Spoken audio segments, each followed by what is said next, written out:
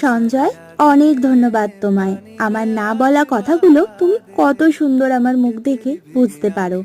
আমার পছন্দ অপছন্দ সব কিছুর খেয়াল তুমি রাখো।